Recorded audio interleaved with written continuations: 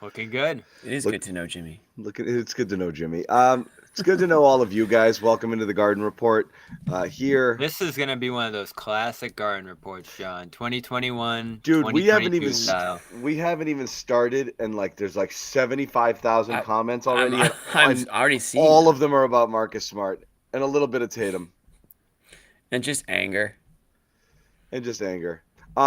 So we're here, and we're gonna do a show. And we're gonna feel your rage, and we're gonna try to channel some of it. It's always funny. Jimmy, I like to balance things. Okay, if the rage is very high, you like to go the opposite. Okay, not always opposite, but yeah, I see what you're saying. You don't want to be too heavy. On I don't want to emotionally hijack people right now and take away their anger and how they're feeling. So I'll let you guys rage. I'll try to stay a little even, but. This is as bad as it gets. There's no excuse. It's like when you have this team they played stinks. They are the worst of the worst. They stink, and when you have these games, they really do. This team is so bad. All right, they don't do anything. Hold on. They tried as hard as they could to lose. Time out. We'll get into it in a minute. We do have to mention before we absolutely get started here again. This podcast is brought to you by. Our good friends at FanDuel. We've partnered with FanDuel, as many of you guys know. Gambling became legal. Sports betting went online Friday. Yeah. We partnered with FanDuel. It's here. So if you guys are interested in this kind of thing, Celtics looked like a pretty good bet tonight. 13. Easy. I would not have went that way. You know what though? The only surefire bet in tonight's Celtics game, if you lived in Massachusetts, you could have bet $50 on the Celtics to just score a single point tonight. And You would have won $50. What? And it turns out that's the only way to win money against. I want to know the odds on Joe Mazzulla saying something along the lines of "We got some good looks tonight" in the press conference, because I bet those were pretty good as well. But sign up here, FanDuel.com/Boston. If you do that, you get exclusive offer of. Let's put it up on the screen right there. Why not? Sure. Bet 5, get 200, FanDuel.com/Boston. You can also scan that little code there. That's going to take you right to it if that's what you want to do. And please sign up by all means. Check it out. We'll tell you more about FanDuel and all of the exciting opportunities there that you can get into. But let's talk about some basketball. That's what you guys are here for. They stink, Bobby. You put it perfectly. Middle of the season. We're talking about the Rockets, right? Here's the thing. Yes, middle of the season. We could be talking about the Celtics. Game 4 of a 6-game swing. You've been out west. A second of a back-to-back. You're doing the Texas two-step, whatever it is. You're like, and you get stuck, and you get, you want to come home. Okay, you lose a game like this. You'd be like, all right, it sucks. This team is minus Rob Williams, friggin' healthy.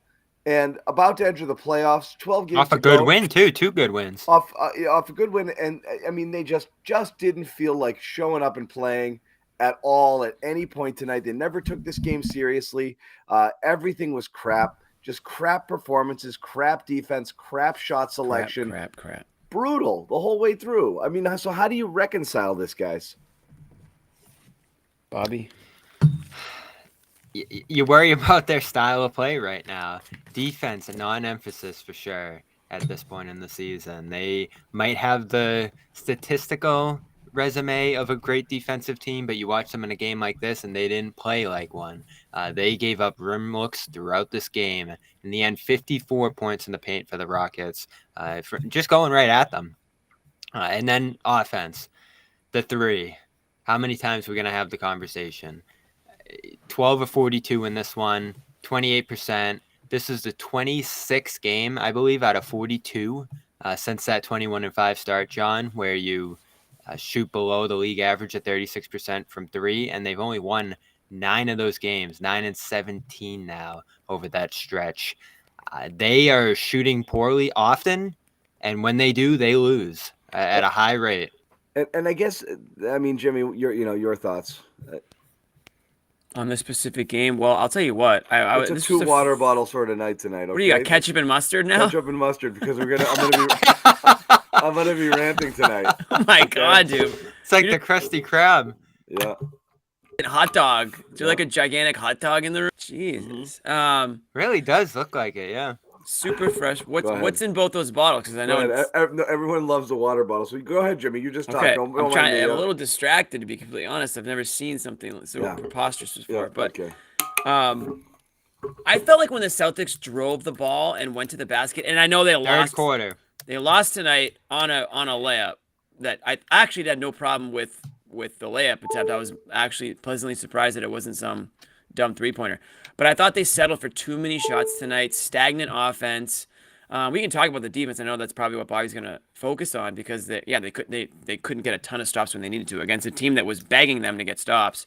But offensively, it was just like that second half, it got stagnant. I thought that they were just settling for shots, and Tatum did not have a shot tonight. We already know that Marcus Smart's been off significantly in all facets of the game. Other than Jalen Brown and Malcolm Brogdon, really it was a really piss poor effort, I thought, from the Celtics. And I do want to specifically single out Jalen Brown and Malcolm Brogdon, but those two guys I actually thought did bring the energy and did try to will these guys to a win tonight, but two guys just isn't enough to do that. I mean, imagine if Jalen Brown... Pretty methodical comeback. Imagine if Jalen Brown didn't do what Jalen Brown does.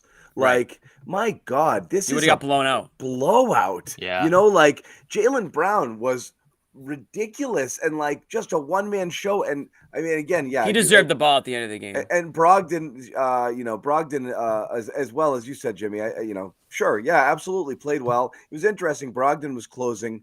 He went with the hot hand. Joe doesn't know what he's doing right now. He went with the hot hand. Joe has no clue what he's doing.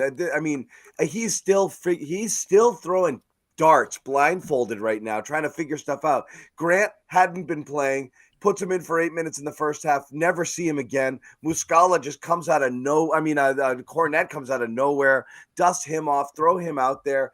When you're playing White and Brogdon to start the fourth, that means Smart is coming in. So even if somebody else has the hot hand, that means you're going to end up bringing Smart back because those guys aren't going to play 12 minutes each. So he's just boxing himself in with some of the stuff that he's doing. It's so perplexing. We're 12 games left in the season. He still can't figure out that Marcus is his third best point guard right now. And I mean, do something, but the rotations, everything is a mess. Fine. That's on the Joe side of things. The other is, you can't come to a game like this and just half your guys decide to play and not play. Almost everything is perplexing about tonight. It's kind of all flooding out of me at once. But did Tatum look like he took this game seriously at any point tonight? 5 of 30, 3 of 13 start, 5 of 15 from there. Another slow shooting start, I think 1 of 9 launching them. But we talked about in the group chat, John, they're telling him to do this. They want him to take these aggressive pull-up threes to challenge defenses. The question you have is, do you need to do that on a night like tonight where they're not falling, where you're not playing the best defensive team in the world? It is a bottom 5 team on both ends in Houston. When he put his head down in that third quarter, he scored at will. Yep. And he ended up rounding out a decent second half and got that great look at the end. So 1 3-point attempt after that 1 of 9 start, gets more aggressive going to the hole, changed his night. And the Celtics didn't play with great feel for the game tonight. And this goes back to what I said last night, John, or 2 nights ago. Are they so obsessed with hitting these analytical markers, with playing the style that Joe wants them to play right now, that they're not playing in tune with the game? I thought Jalen did. He got to his spots. He found so many comfortable places to score on the floor. And I think he has that freedom to pull up, get in the pocket, get to the rim, get to the corner when he needs to. He has a lot more freedom right now, I think, offensively than Tatum showed to be playing with in this game. And they just look like a very rigid team offensively to me right now. And it really is. Do the threes fall or do they not? And that's deciding wins and losses right now. Well, that's the whole thing is this is where, I mean, they've got a real kind of identity crisis at this point because I think that's the perfect way to describe it. Why? I don't think so. I think we all know what their identity is. I mean, Yeah, there's some things that where they're known for, Jimmy. I agree. I'm saying the identity crisis is you want to go out and play ball with some, and use some of your instincts and do the things that you're supposed to do. But somewhere in the back of your mind, it's Joe really wants me to shoot this three. So you're behind the line and you're thinking, normally I would kind of, move this ball or try to get it into the paint and see if I can do something with it. But it's open and like it's my job to shoot it. So I guess I should launch it because the coach wants me to. So now you're kind of taking yourself out of your own game, thinking like, I guess that's what I do. And now all of a sudden you're, instead of playing basketball and trying to create good shots, all threes are not the same. But to them, if it's an analytical number and it's just simply, I want 45 threes a game, you're like trying to fill a quota and you're like, it's open, I better take it. This is what Jalen told me, because I followed up when he said, he told me at one point, I thought we shoot too many threes against New York. Yep. So I follow up with him because, again, Joe, after that says, we need more threes after that Brooklyn game. Jalen comes and says it's a balance. I think anytime a team gets more shots than you with more turnovers and all of the above, it's a recipe for disaster. No matter what the shot is, as long as we shoot more shots, we'll be in good shape to win. Tonight wasn't that case. I forget which night that was, but I think they got a lot more shots than us and outplayed us and out-toughed us a little bit, but it's a balance trying to find that rhythm between taking threes and getting to the baskets. Couple plays in the second half, I felt like I could have got to the basket and I shot a three when I probably could have gotten to the basket. Yep. So I'm just trying to find that rhythm. And so that's the thing is that you're incorporating more thinking than is necessary into this stage of things where things should be second nature for this team right now. They know what they're looking for. And that's what I mean by the identity, Jimmy. They should know what they're trying to accomplish all the time. And instead it's like, I guess I should take this, huh? And they're doing that. And that's weird to me that it's happening right now. And that's part of the problem.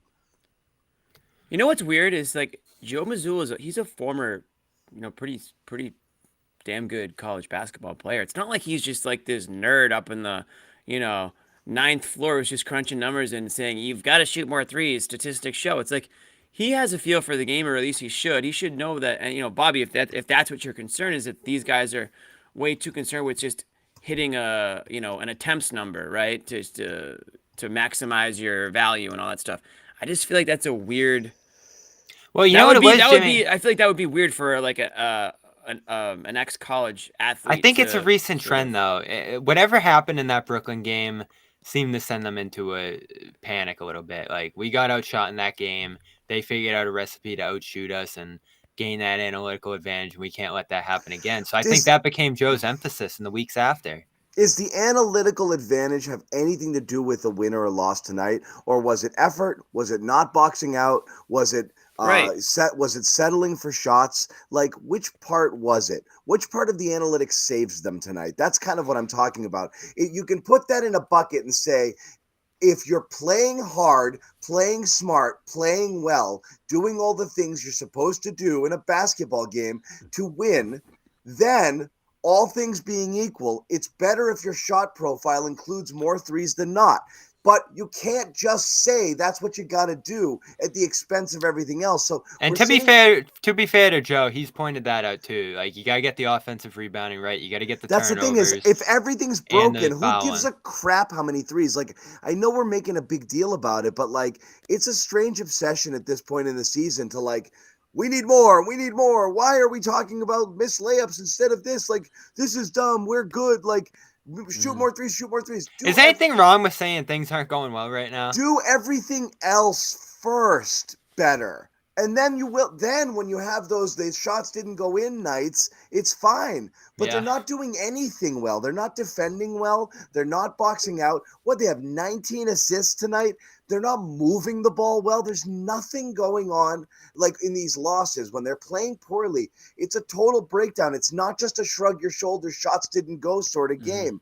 Well, so if I hear the rationale tonight, well, we got the shots, they didn't go. Wrong. You're broken. You did so many things poorly tonight. That's why you lost. And I don't think that'll be the message tonight, because you're right. That was how this game went. So poorly in so many areas. It just wasn't a missed shot. So many areas against a team that is, as you guys pointed out at the beginning, tonight. So they got smoked. This team is so bad. This team is so bad, and I almost feel bad for Silas, the head coach, man. Yeah, because he's not supposed to win. But he also, like, I feel like he's just sometimes just stands there and is like, what are these guys doing out here? Like you know what I mean? Like, they take horrible shots.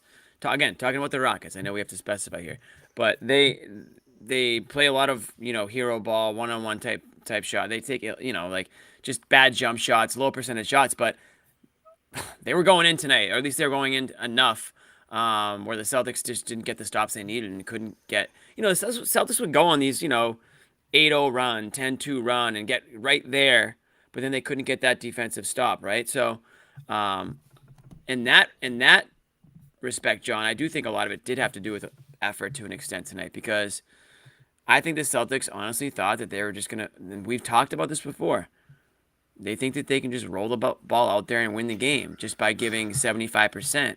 And it's the NBA. Yeah, this is a bad team, relatively speaking, but there's young players on this team that can score quickly and can score often if you give them that opportunity to. And the Celtics did. So, honestly, they deserved to lose this game.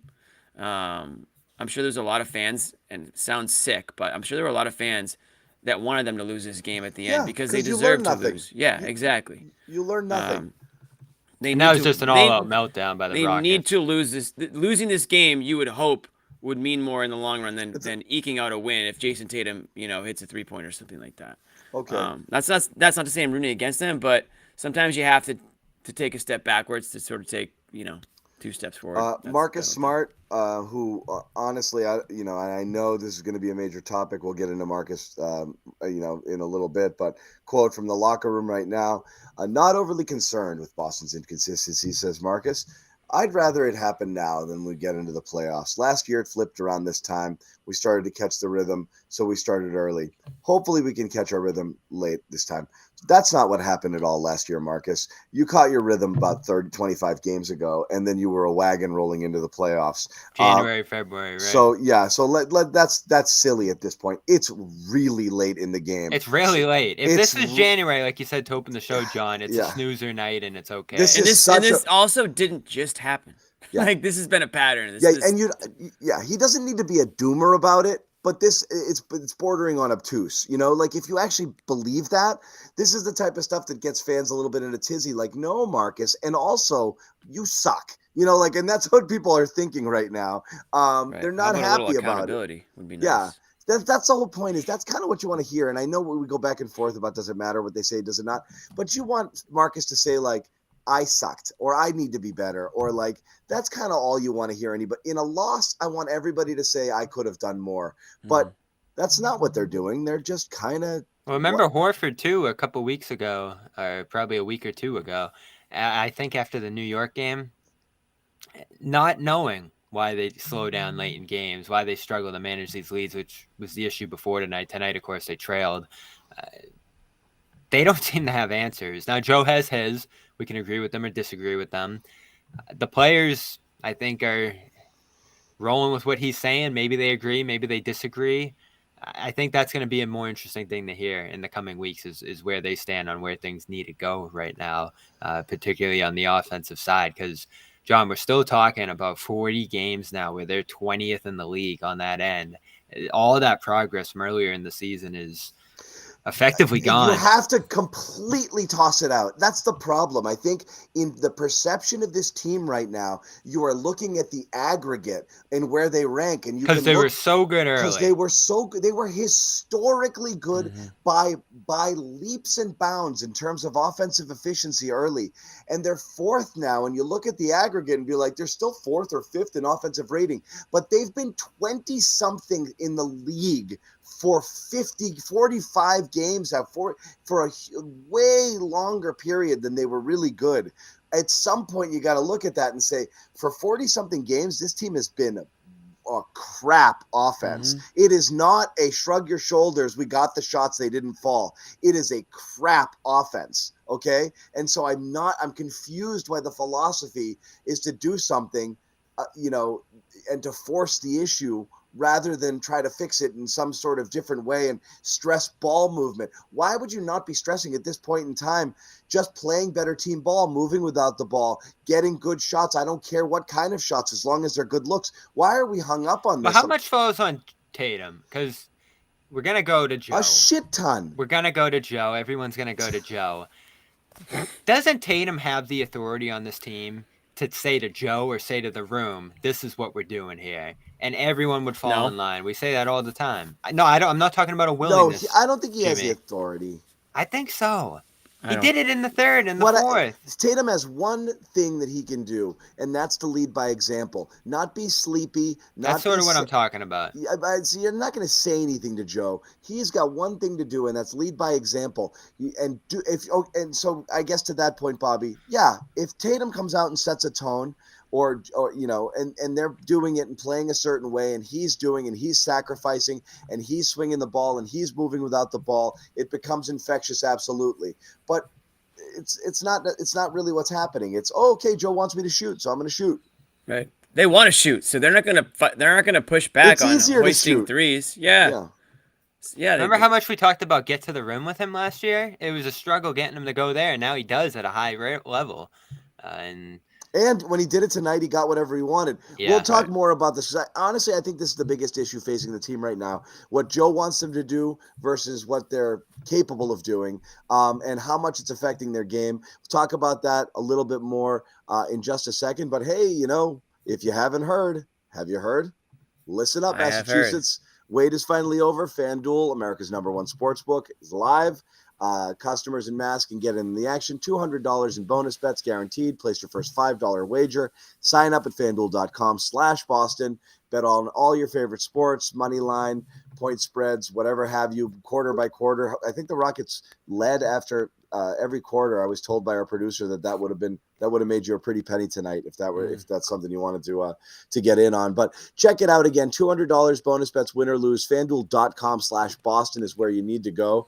And I'm gonna start stringing some like dumb parlays together to see if I can really get like a plus 800. I want to do like a plus 800 to a plus 1,000 bet like for these Celtics games to keep it interesting. Yeah. Whatever you do, don't listen to Jimmy. Yeah, you're gonna stack those with beef organs, Jimmy. I'll stack those, with beef organs, with athletic greens, all that stuff. Com.com. We do need to tell you this again. If you are going to partake here, it is super important that you are, first of all, of age. You have to be 21 years old or older and residing or present in the state of Massachusetts. $10 deposit is what's required. The bonus is issued as a non-withdrawable bonus bets expire in 14 days. Restrictions apply. See terms at sportsbook.fanduel.com. Gambling problem. Hope and help is here if you do. Gambling help line ma.org. Once again, gambling helpline ma.org, or call 800-327-5050 for 24/7 support. Get in on the action. America's #1 sportsbook, FanDuel. Jumping back to the Jason Tatum conversation. Just fade the Celtics at this point. Fade the Celtics. Jason Tatum's got to do more of everything right now. You can't have the we've talked about Tatum and the variance. It's almost unfair, John. What?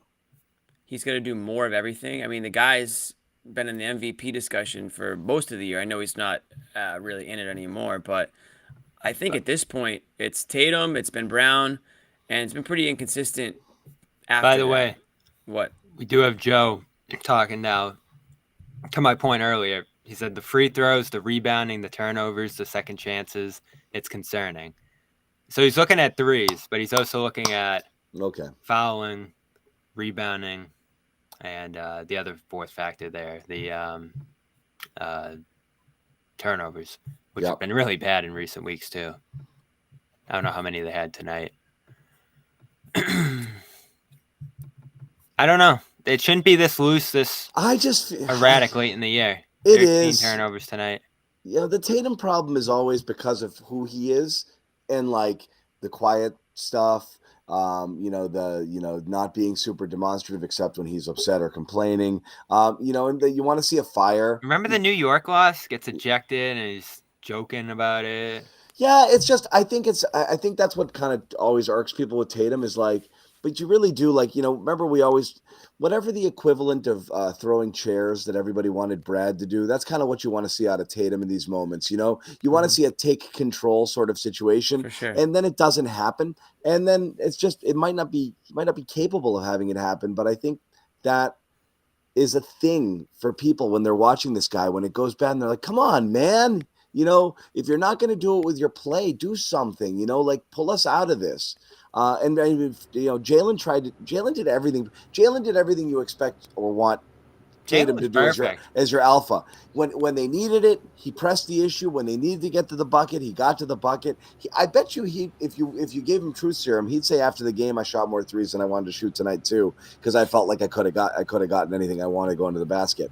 But yeah, I mean, these guys are. I mean, Jalen's an athletic freak. He should be going to the basket more. I mean, he did. Right, which is great. But keep doing that. You know what I mean? Like he also scored a season high 43 tonight. So there's a little bit. I don't think that's a coincidence, right? So again, this was a team that they were playing that almost just like olayed you into the lane if you wanted to go in there. You know what I mean? I mean, we talked about the Celtics giving up 54 at the rim. Houston gave up just about as many. I think 50.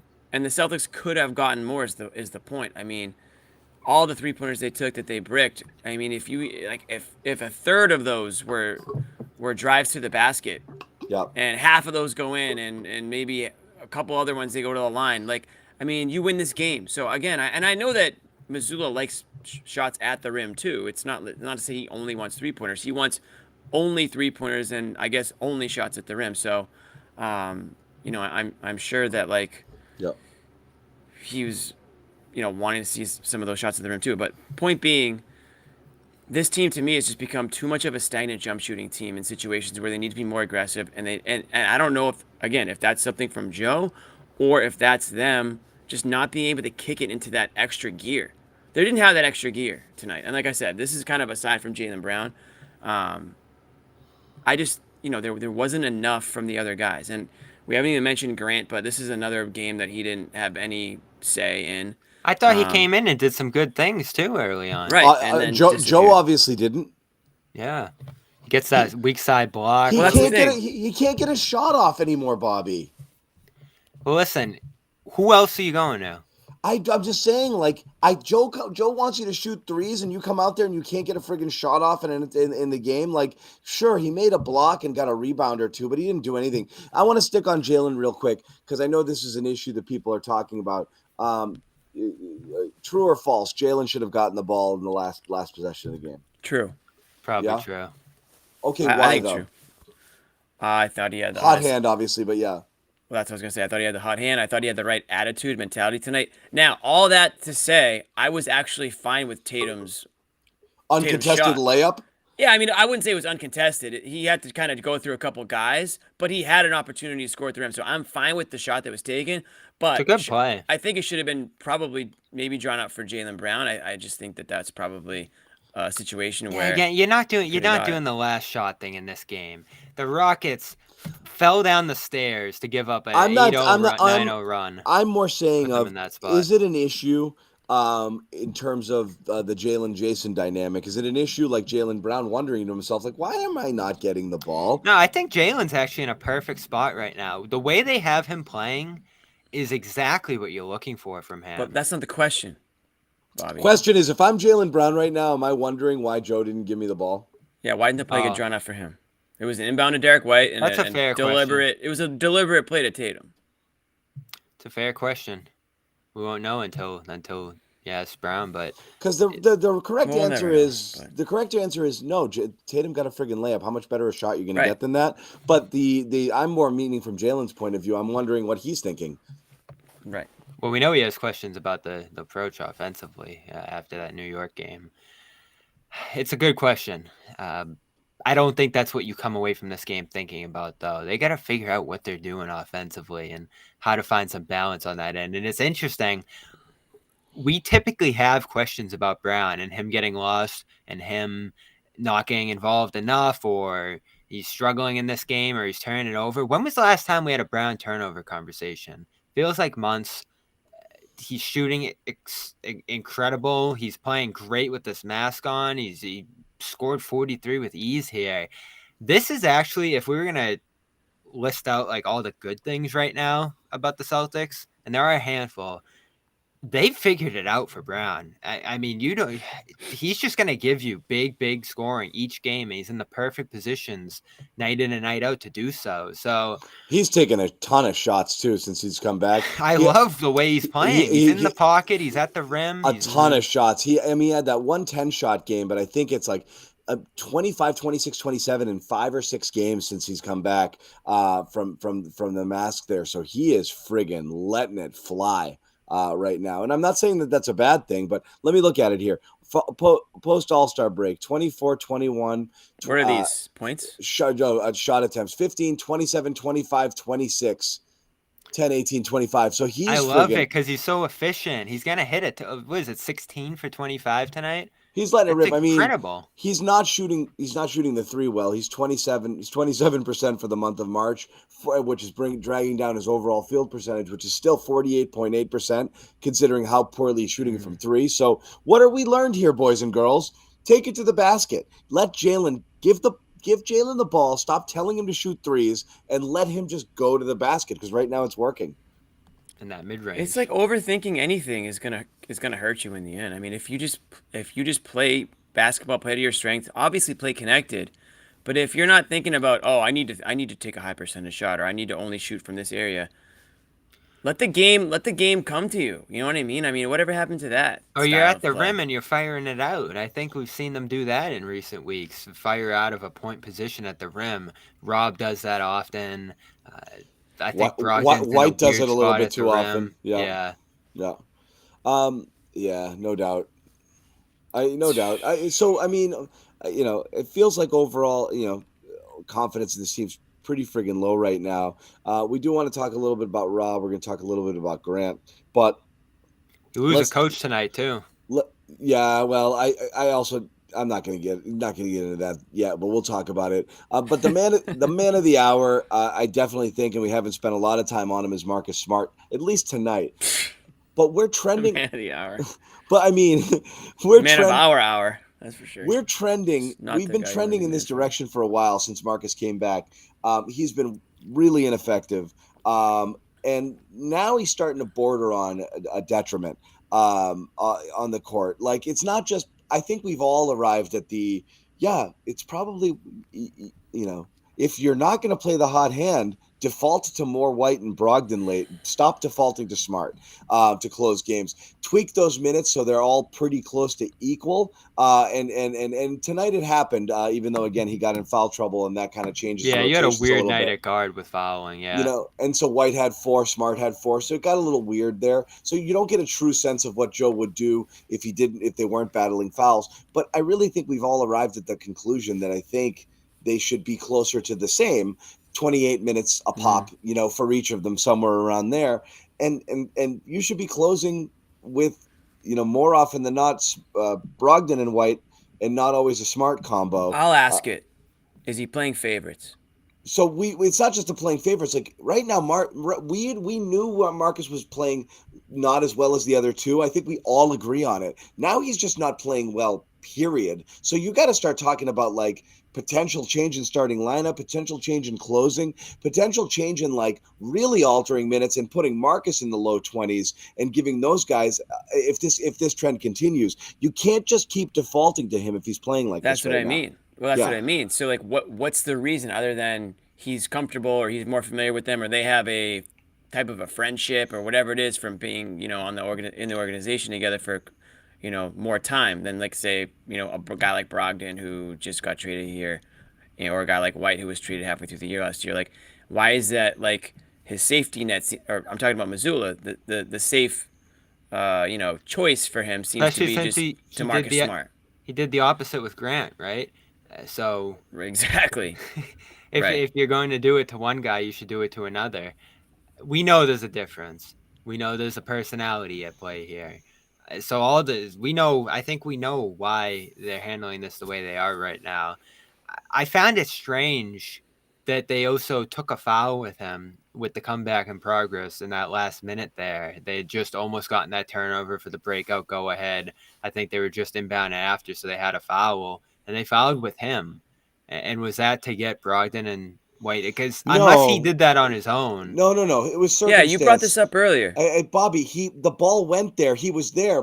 Smart turned around like, is anyone going to foul him? Because I'm out if I do, but no one was close enough, so he took it. There was nothing to that other than weird play. It's just bad luck. It was just an inbounds. Proximity inbounds, and nobody else was there. It went to the guy Smart was guarding. He went out. It really was fine. I think you know, it's, and also let's be real. Like, Marcus isn't the caliber of player that needs to be looking around to be like, I can't go out. If it's Tatum or Brown, yes, you can't leave Tatum or Brown when the next possession you're going to need a bucket. You can't allow Tatum or Brown to foul themselves off the court. Smart absolutely can. He shouldn't have even looked around. He just dutifully fouls there and calls it a day. That was his job to do at that point. You throw yourself on the grenade. It wasn't an issue at all.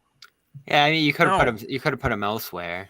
Maybe you're looking for the steal on the ball. No, you're there. Playing defense. Again, what was it? It was a one-possession game, John, and you take him out of the game. Who cares? They didn't take him out. He fouled out. Because the ball went to him and he had a foul. What's he supposed to do? Like, know in advance where the ball's going to be inbounded? They passed the ball in. Put him on Usman Garuba, whoever's not going to get the ball. Why would you do that? You're trying to play good defense, come up with a steal or do something. You're playing to win here.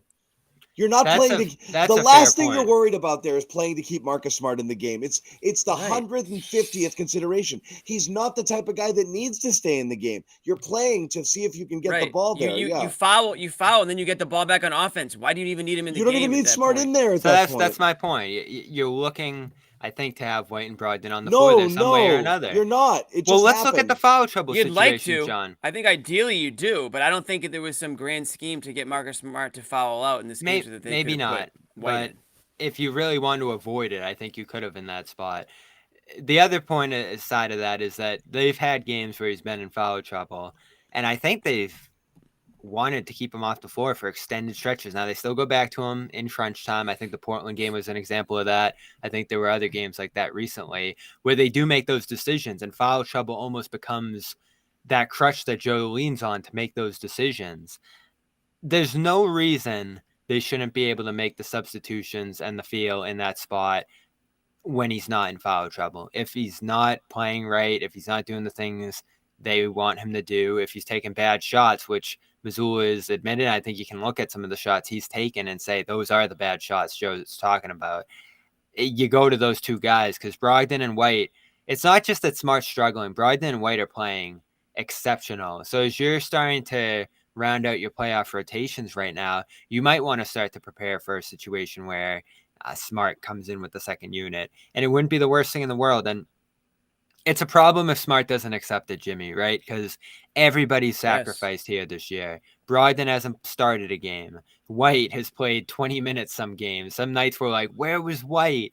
Grant's sitting on the bench right now, a DNP many nights. Mm-hmm. Down the line, I think almost everybody on this roster has sacrificed in some way this year. Brown even has talked about his own sacrifice. I think everybody has done so willingly. Again, I want to believe in Smart. I want him out there. I want him to work through what he's going through because I think he's that important. But if this is going to keep going in this direction, you can't just go into the playoffs with him shooting 33% and say it's going to come around. Well, Bobby, it's a great question for somebody to ask Marcus Smart. Are you willing to come off the bench or? Yeah, but here's the thing: is why does loyalty matter in this sense? Like loyalty in what way? Meaning like, why do we need Marcus? Like, why do you need anything? You just need the person who's playing better, and it doesn't mean it's all going to always be this way. But at this point in time, Robert Williams, if and when he returns, is not the same guy. I don't have the same expectations of Robert Williams that I had of Robert Williams last year prior to getting hurt. Grant Williams is not the same guy right now, so I don't have the same expectations of Grant Williams that I had when he was playing better at the beginning of the year or last year. And Marcus Smart right now doesn't look anything close to himself. So why live in the past? At this moment in time, you play the hand you're dealt, and the current hand. Marcus Smart's not playing well, I think probably because physically he's nowhere close to 100%. Mm-hmm. So you just have to adjust and adapt. Why force it? Why force the issue here? At a certain point, just move on and figure it out with what's working for you. It's happening sadly with Grant right now. He's not playing well, so he's out. So why are you going to just stuff him in there because he once played well? If he's not playing well for you, he's not playing well for you. You move on at this point. If double big isn't working, you move on from double big. We're all screaming for that. So I don't understand why we have to insist on Marcus, kind of turning And it he around could and being still the guy. start. Well, I think there's obviously there's an obvious difference between Marcus Smart and Grant Williams. But maybe not Rob, or maybe but not as big maybe as not you think. double I big mean, schematically. You know what I mean? Is like you move on from things because this is what's happening. Like, Yeah. it is Well, I what mean, it is at this point. The Grant because decision, they obviously still believe in Marcus Smart, and apparently they don't believe in Grant Williams. And Robert Williams is just, that's what I'm saying. he's just not healthy. So it's a little bit of different things. I understand what you're saying, John. Yeah. If they know more about Marcus Smart's health behind the scenes, and they know that he's not 100% or even 90 or 80%, then they should be having him take a lesser role, and he should be able to. This is a perfect opportunity to take a lesser role, And it doesn't even have to be a benching. You can just alter the minutes, as John said, and balance them out. Exactly. Well, tonight it was pretty balanced, but foul trouble came in. I think it's 27, 28, 29. That's kind of closer to where you're supposed to be, right? Yeah, and you're going to have to figure out your rotations and who's out there. But you still didn't have Derek White down the stretch of that game where you probably could have used him. I mean, he came in after Smart fouled out, but Derek White's been your best guard, I think, this year, overall. And so it's tough to just have him sit on the bench in a time where one of your guards isn't playing well, talking about Smart, because Brogdon obviously played well enough to get those minutes down the stretch. But, White's a guy that can – White's no slouch on defense. White's really at good. all. He's unbelievable. And remember, he's a plus defender. Remember what Ime said last year, and this is a big, big quote. He said it over and over and over again. We don't lose much when White's out there. When he would go from Smart to White, he said we don't lose much. And that's when White wasn't playing all that well on the offensive side of things. So Smart talk about that. And no, we don't, because we don't know ball. But Smart was playing well. And again, John, when it comes to the personalities of this team, Ime would really push the button when it came to checking these guys' egos, holding them accountable, and making a big time adjustment. And listen, he struggled with the Smart thing too. I'm sure we talked about it at times last year. But in game 1 of the finals, he did keep him on the bench for the fourth quarter as White and Pritchard rolled. You're going to get – this was the biggest question we had coming into this year, and Smart was so good before the injuries, it didn't become a question. And now you're so late in the year, your rotations are set. I do actually like that starting lineup they have out there right now. At this moment, he's not playing well. That's all we're talking about. Yeah, now, he's off. He was great. He was terrific in the month of December. I think he averaged eight or so assists in the month of December. Really moving the ball. Really helped kind of pace that offense, keep them going. We would notice the games early in the season. This is, again, it's not a bias. Early in the year, when Smart was out, you knew it, right? You knew it. When he missed a game or two, it was like, wow, they needed Smart in here to keep them together. You could feel it. They weren't as cohesive. They weren't the games Marcus was out. And now they aren't. Feel it. And now it's the opposite. Right now, he's really no, they're struggling still not cohesive when he's out there because he's not playing well, right? When he's playing well, they're cohesive. They need the best version of Marcus. It's not you're not getting it right now. It's weird because that first game back against Detroit, he was incredible. Remember the boost he gave them after that Milwaukee loss? Adrenaline. And I don't think he's had a great game since. Yeah, adrenaline. All right, we're going to talk a little bit more, stuff here with you guys before we close the show. Couple quick sponsor notes. Again, I'm sorry, guys. We're flush with sponsors, but that's because you guys are awesome. I'm not sorry.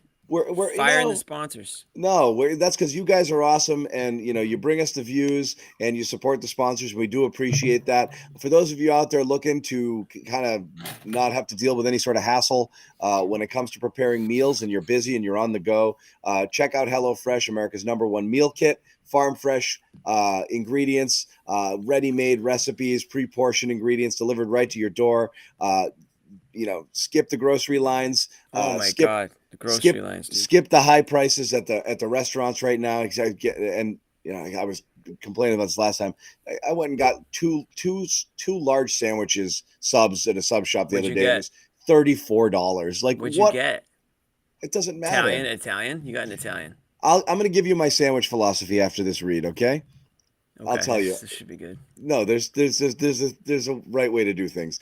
HelloFresh.com/garden60. If you use that code, use the code garden60, you're going to get 60% off the whole order. So go check it out.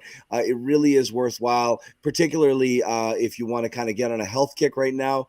March is Nutrition Month. You can go in there and you can really customize it where you can be getting a bunch of meals right now that are going to be 700 calories or less. It's a really great way to kind of know that you're knocking off the calories. Most people are counting calories and they have no idea how much what they're eating and how many calories are in it. Again, less than 700 calorie meals.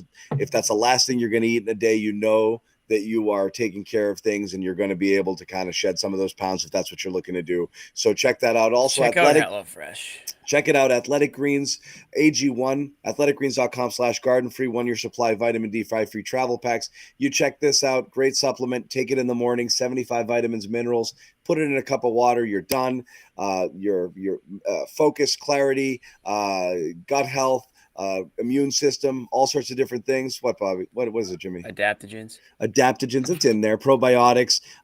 This is really easy. It keeps you from having to go chase a million different pills, vitamins, and supplements. Make sure you check it out. Anybody who supports either of our sponsors, bada bing.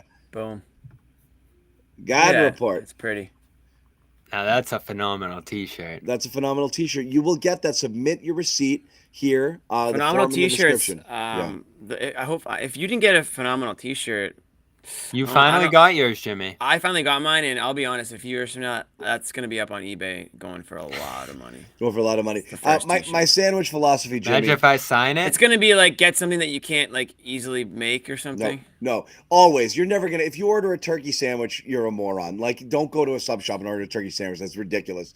But I wouldn't go that far, but go on. I like turkey. If you go to an Italian sub shop, you got to try a red sauce sub and their Italian sub. And if they're good, then you can go back there and pretty much everything is going to be good for the most part. You can decide. I think the best triumvirate, the three things you got to try if you're going to do it, you got to try an Italian cold cut, a meatball, and a chicken parm.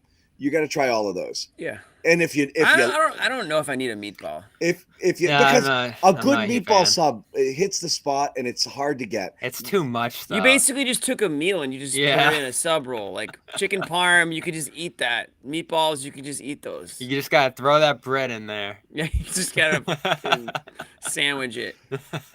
But you're right. Those are good. What about steak and cheese? And if you go to a go to a non-Italian shop, you judge it by its steak and cheese. And if it's got a good steak and cheese, then it rocks. So we won't say this place's name, but you basically bought like a chicken parm and a meatball, and it cost $34. Yeah. Yeah, that's a lot. Freaking nuts. It's a good amount of money for that. This is what we talked about. This is why you go to HelloFresh. That's why you go to HelloFresh. My buddy go ahead. No, my buddy, just to hammer it home, my buddy went on a date yesterday to a restaurant in the North End. He said it was $170. I mean, they obviously got a couple of drinks, I'm sure, but like you could have just had HelloFresh, cooked a meal, brought that person over. That's my move, Jimmy. Is I it, like Bobby? going out and dropping these tips, $200. I mean, this has been life now for a little while now, so you gotta just. That's what you do, Bobby. Have the home cooked meal. Yeah, you're cooking for these girls.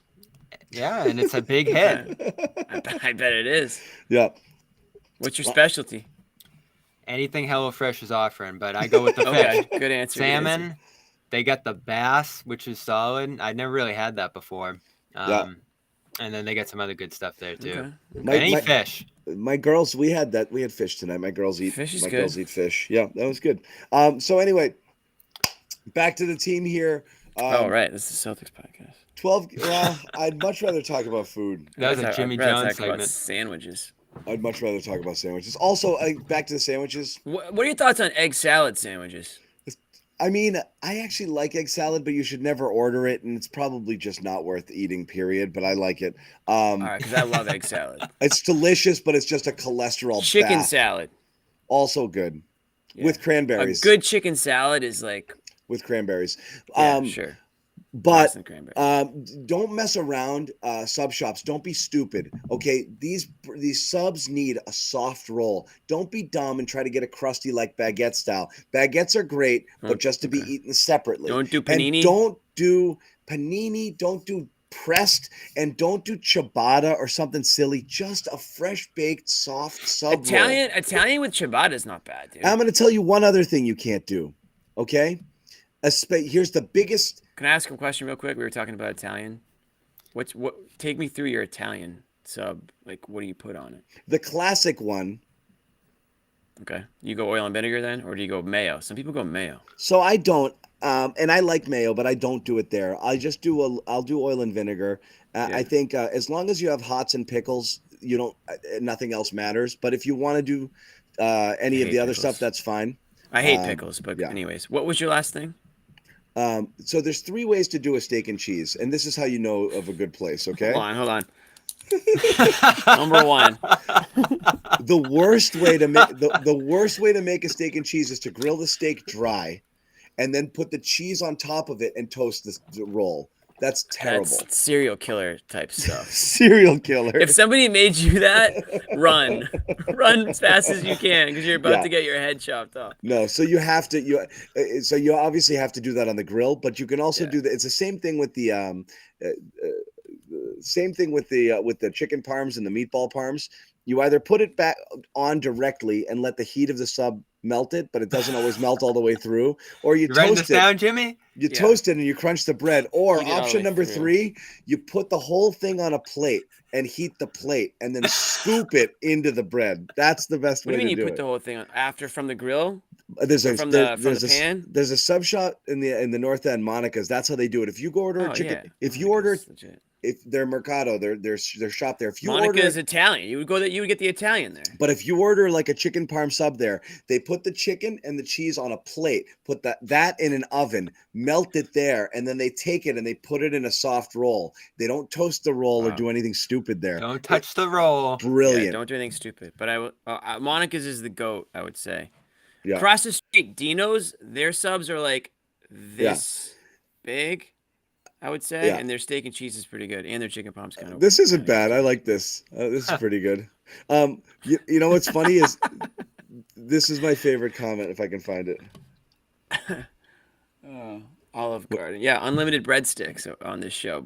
Everybody, that's good. We should get that as a sponsor. So No earlier in our chat, Bobby said, "Boy, I'm really worried about the Stoudamire thing," and both Jimmy and I were like, "No." So this is how much I think of the Stoudamire. I moved sandwiches on the rundown. I moved sandwiches just ahead of Stoudamire. Just so you know. What did Bobby said? Like, oh, that's really gonna come back to haunt them or something. Well, let me ask you this, okay? We don't know because I never know. But Bobby, you're the closest to the team, so you tell us. Joe, there are some people who thought Stoudamire was do I have a graphic? No. Who thought Stoudamire was the coach, or should have been the coach. He had more experience, a little bit more gravitas, a little bit older, didn't get it.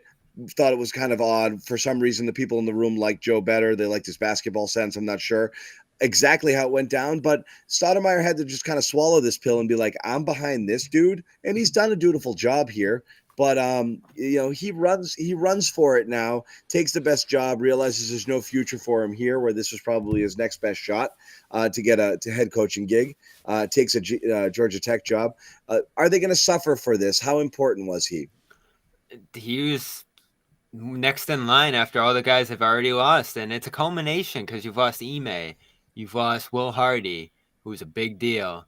And now Damon, right down the line. Those were your big 3 guys with gravitas, as you said, experience and good game planning. But with Damon, especially with where the staff's gone now, where I think it's a lot of younger kind of skill development guys, a few former players in the mix, college, like overseas level guys in Dobbins and McClay. All you're really left with is a shooting coach and Ben Sullivan on that bench next to Joe in terms of guys with real rock solid experience, particularly playing in the league. And that was the big one for Damon. These guys knew him. I think he had a good rapport with them. I think he could be the guy who was in their ear making the tough comment, especially with Marcus. And that's where I'm going with this one, is why it's concerning to me. We had this big smart conversation tonight, and Damon's the guy who comes in before last year and works with Smart day in, day out on the point guard stuff, on managing the offense. just with little nuances of the game. And I interviewed Damon back in October about this. And one of the most interesting things I think he said was that one of the things for me is always locking him back into the turnovers, the careless turnovers. I think Marcus is a great passer, facilitator. Sometimes he gets a little bit careless with the pass. I think those are one of the things. And then 2, just keeping us organized. Those are the biggest things for me. Really important in terms of shots and all that stuff. I say nothing. I don't coach that. I try to coach the things about controlling the team, knowing what the game needs at the time on the floor. So he was telling me, he'd be on Marcus after some of those careless plays we talk about, and he'd be the one going to him and really drilling that out of his game. And we saw less and less of that in recent years. I think Damon's the biggest reason, or one of the biggest reasons. I know he's worked with Chauncey Billups and a couple other guys who made Smart this point guard. We look at him now as a guy you really trust leading the offense. And for him to walk out the door now and not be there day in and day out with Smart is really concerning to me, because who's left on that staff now who can really say, this is what you got to do in this spot? When is he leaving? Tonight was the last night. Effective immediately. I didn't know if he had a little run. Okay. Yeah, tonight was his last night with the team. So that's kind of a whiff that he couldn't finish the year, I guess. But I mean, I get it. It's just recruiting, man. You got to get, they're probably doing whatever they're doing. Makes sense. Or I don't even know if it's that. He's just got a friggin', it's a long. You're talking about you can't start that job for potentially 3+ months. For sure. No, it makes all the sense in the world. It's a tough break for them. I think at the end of the day they should be able to get by without him. But to your point, Bobby, it does seem like he had a really good relationship with some of those players.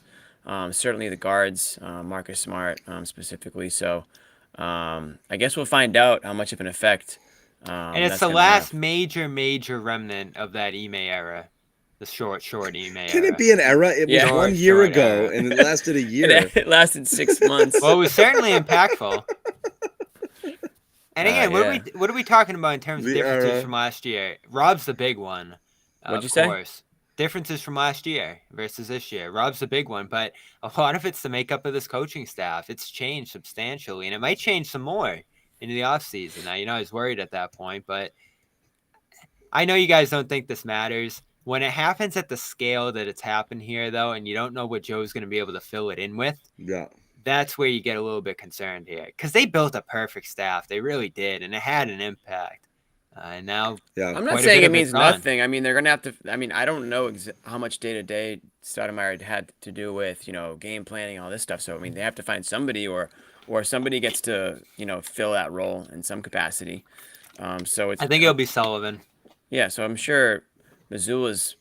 I'm sure that everyone's happy for Stoudamire for him to get this opportunity, but I'm sure they're all bummed out that they lose somebody with that basketball knowledge and who's had that sort of relationship building that he's had. Also, for what it's worth, I refer to last year as the Wancho era. Right. Herman Gomez. As it should be. That's a sandwich in Toronto. John, Tatum gave you the quote you wanted. He took responsibility. There it is. Good. He took responsibility personally? Yeah, he blamed his inconsistent energy, according to Chris Forsberg. I take the blame for that. I didn't necessarily start the best, and I feel like that kind of spread throughout the team.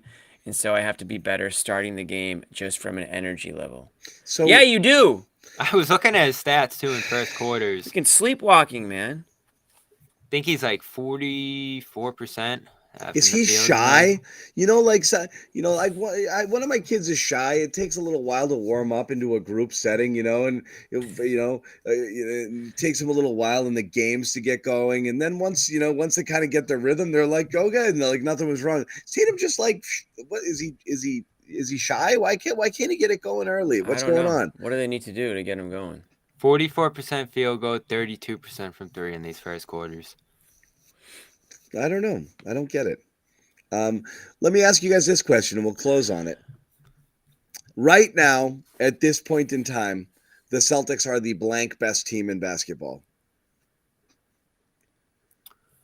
I'm gonna go. Bobby goes second. I'm gonna go 2. I knew you would say 2. That's why I didn't want you to go first. Fourth. Who are you putting ahead of them? I'm going to pick the Bucks. Okay. I'm going to pick the Nuggets. Nuggets. And I'm gonna pick. Hold on, let me pull it up here. I'm picking Philly? I'm picking the Warriors ahead of them. Wow. Are you? You probably could, to be honest. I don't worry about any of the West teams. The You're Warriors a long the way Warriors from are going to worrying the about them. final. I don't know. I'm picking the Suns with KD. With KD. He's apparently gonna play, by the way, through the ankle. Come playoff time. And we're talking about right now. The Celtics aren't playing like the second best team in the NBA. What's funny right is now. the Philly's playing better than them, but the Celtics will still beat Philly. Well, that's why I didn't series. say Philly, because they're gonna beat Philly. Because But they'll beat Philly is in a playing better. series. Yeah. Phoenix is tough, but again, who cares about how you stack up against teams in the West? You're Well, that was second the in question. I'm just answering the question, Bobby. That was Fair the enough. question. If you want to mix in West teams, you could throw them down to 3 or 4 maybe, Okay. but it doesn't matter. It doesn't matter, because if they're not better than the Bucks, then they're not gonna have to see any. So that's the one that matters right now. Is how do you feel about the Bucks? The Bucks are better. I still say this about the Bucks. The Bucks are a more veteran team. I think they have less respect.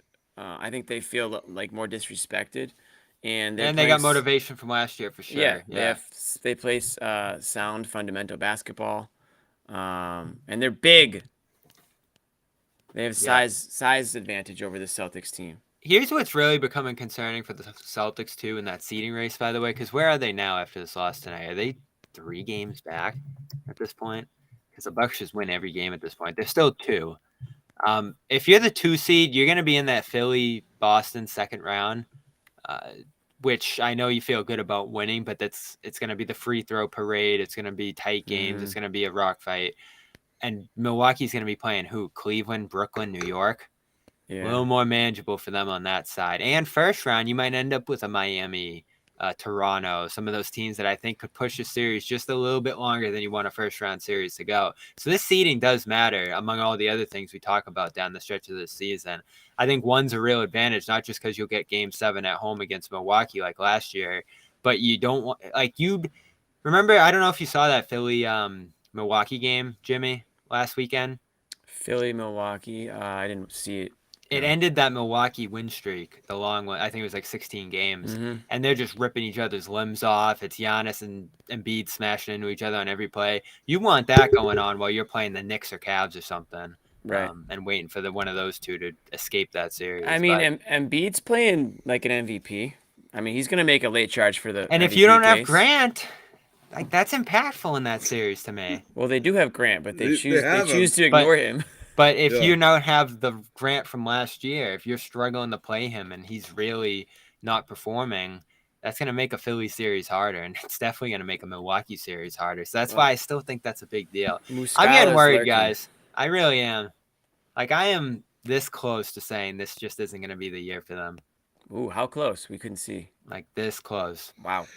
I think I think the problem is unless you got 2 things happening right now at the same time. This is a championship or bust year, John. It's a championship or bust year, but the total lost year from Rob, and we didn't even talk about Rob. Rob's comments today, and I don't want to get into it, was basically like, real quick. I need to move more, like to get ramping up my movement in my movement routine. Being able to move a little more in my movement. So right now his movement is hindered by moving. Okay? What does this rehab entail if there's no movement? What's getting in the way of his movement is moving. Which doesn't sound encouraging, and I'm guessing he just tripped on his words here. And what he's basically saying, I'm just trying to move better, which we get. But we've been trying to move better. We've been trying to get you to move better and jump better and shoot better and run better and nothing is working better. I hate the tightness designation too. Come on, is it a strain? It's his knee. Oh, I thought it was a hamstring. It is, but it's a lie. It's a lie. Yeah, John's got a whole different. There you go. That's what I was diagnosis. It's like if you just put a heat zone around the portion of the injury, it's like it's one of those like hurricane maps that Trump, with the Sharpie. It's around the hamstring, but it catches a little of the knee. And it's category 5 at the knee right now. It's all around it, So, but it's I mean, Bobby, again, it's a lost year for Rob. Smart's banged up and not playing well at all right now. And you've got Grant's some out of the problems. fold. Last year for Grant. Grant's a mess, right? That's the whole point. Is you make your calculations based on what you think you have in the fold and what's working for you. Okay, so you look at the pluses and minuses. Derek White's a big plus over where he was last year. Malcolm Brogdon was a big addition. So those things alone should help you. I think Tatum and Jalen are doing exactly what Tatum and Jalen you expect them to do. Their scoring is slightly up, but so is their usage, so is their shot volume. But they're about the same in terms of the caliber of player they were last year. Not leaps and bounds better, but they are what Tatum and Brown are expected to be. And then off of that, Rob, who's the ceiling raiser, has been a total friggin' bust. Horford is still Horford, and you've gone backwards now with Smart, backwards now with Grant. So have you taken enough steps forward to counterbalance some of the stuff that's taking you backwards?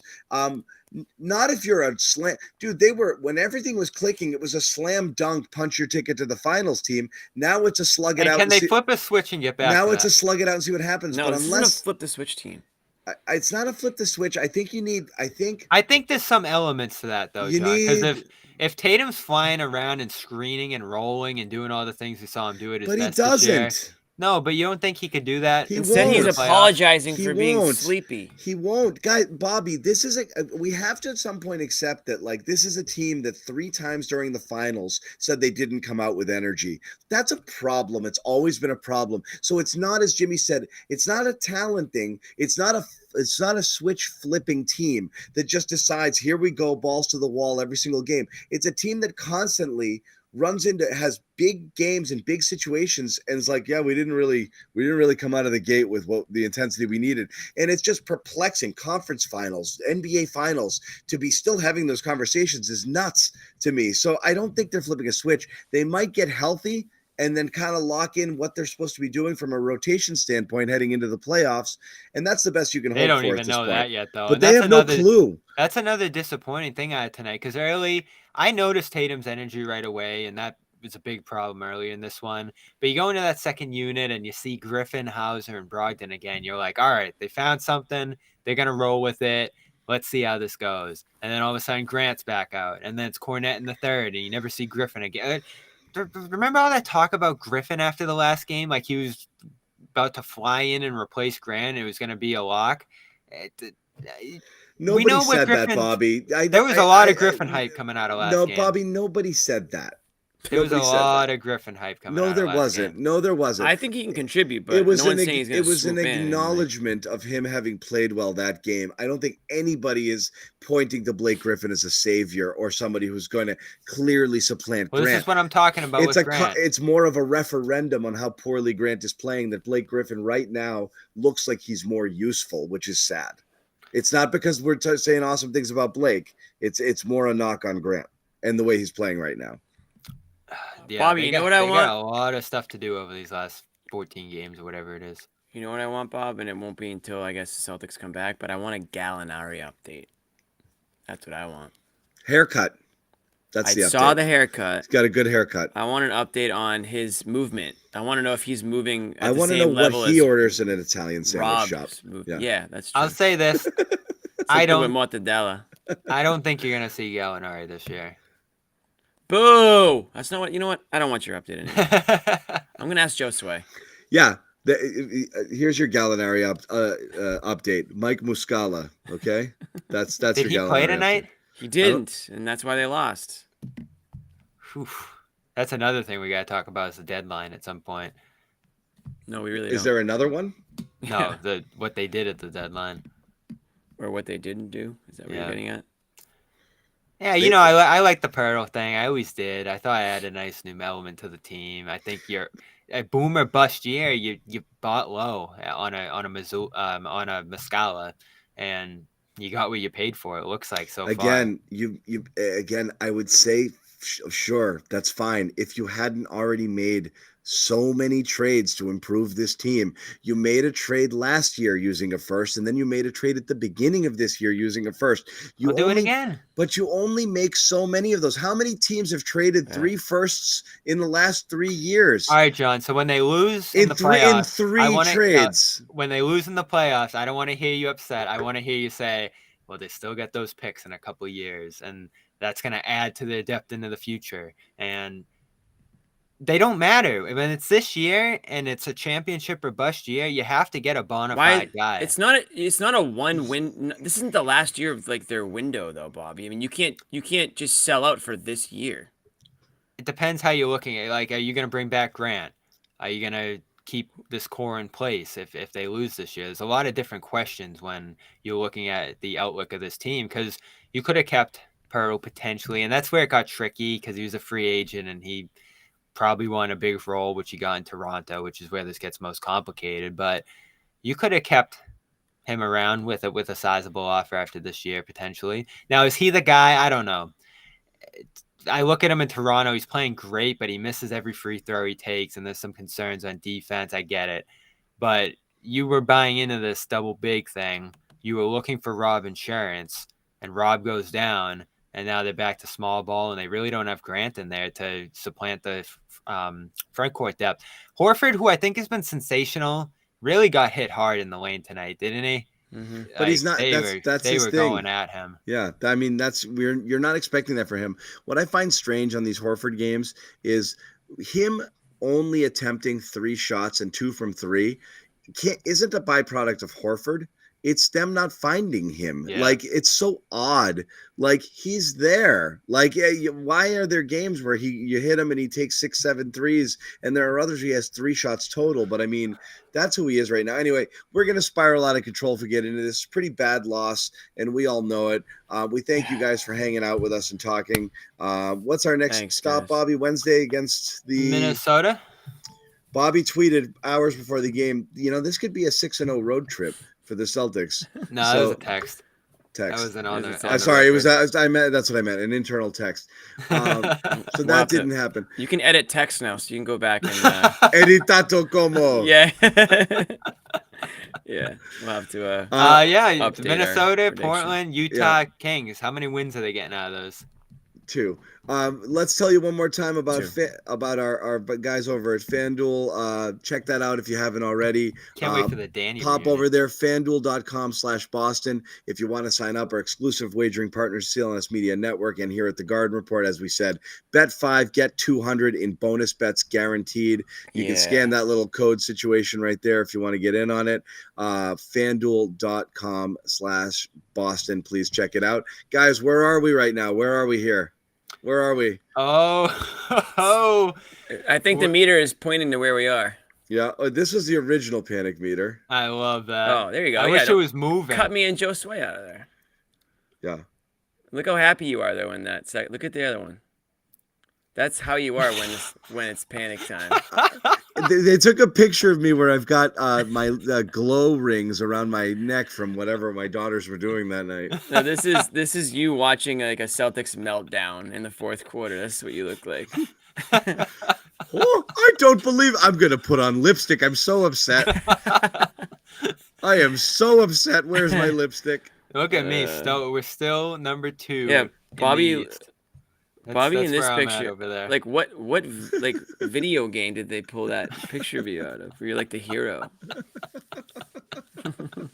I love Nick does the best graphics in the world. I don't care what you guys say. Don't say he'll hear you, and then he'll make them a lot more. No. Well, he's gonna text us 100 of them. Use this one. Yeah. All right. What's the vote? Is it the OG panic meter? I look that if that one was moving, it'd be exceptional. Or this one's not moving either.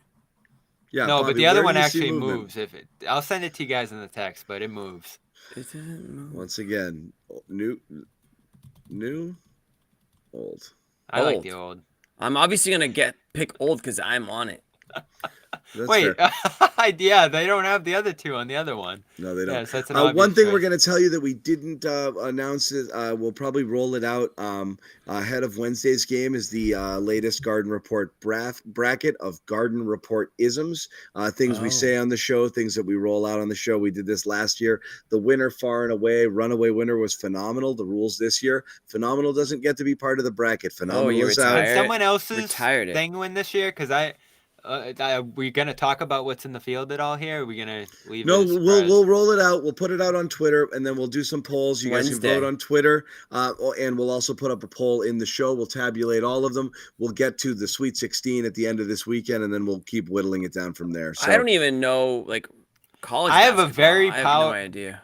I think I'm the favorite to win again this year with one of my things, but you might be. Most likely, it's going to be Luke's lemon squares. Yeah, sneaky one seed. Though I'm making John's pies and water bottles. Oh, that's that was like the pies are a good one. That was like a conference champion, John. Like this new team that came out of nowhere to the field. Out of nowhere. Got hot at the right time. Yeah. Right when it mattered most. Got hot at the wrong time. I see a few sleepers in here though. Yeah, is it too late to add John's Sandwich Shop to the Garden Report? We can. They missed it. Next year. Yeah. Yeah. Hold on, I might have something for us. Brockton Wi-Fi is probably. Is that one back? Oh, we're not supposed to tell people what's on there. I can toss a few out there. There's a few good ones. I mean, that's an OG. Wow, I see a good 8 seed in hand size. Oh, I don't know there's how moving. that ended up as a. There it is. There you go, Oh, Bob. look at that! There it is. The panic meter. I think people are I think a lot of people are between me and John right now. Yeah, let's see it again. I think if you're not, where are we? I think if you're not, Hold on, stop it. I think if you're not, you're in denial. Yeah. Really. Oh man. The difference is me and John have been there for. They're two different words to me. Yeah, but first we're like, are they as good as we thought? I was like, I thought they were really good. You know, it's like I'm not sure. Well, I sounded the alarm first. They might on not. That. Okay. Oh, like okay. The three give stuff. him the award. Like the 3 stuff really worried me from the start. It flipped the heads. Bobby's in the panic. No, but panic slot. for me it's worry. I'm worried. Put Bobby in the panic room. I'm not panicking. I don't think there's anything worth panicking about right now. You just said you were this close to calling the season over. Blorp is Jimmy. No, I good. said and I am Blorp. And I am Blorp. I said I'm this close to saying they'll fall short. I still stand by what I said last week. There's no way they lose round 1 or round 2. I think they're still sizably better than the field 3 through whatever in the conference. But it might be harder than it needs to be in those series, which is where it would get concerning, especially against the Philly. I don't think Philly could beat Boston in a series, but you might go 7 with the parade of free throws and a bunch of banging. And yeah. Okay. You don't love that. It's officially tomorrow, so we're going to wrap it. Clock struck midnight. Good night, guys. Sandwiches, water bottles, Blorp. Blorp, banging. Yeah. Blorp still hanging around in there? Blorp, panic meters. We've got it Panic all. meters. We're gonna wrap it. We'll see you guys on Wednesday. Take care.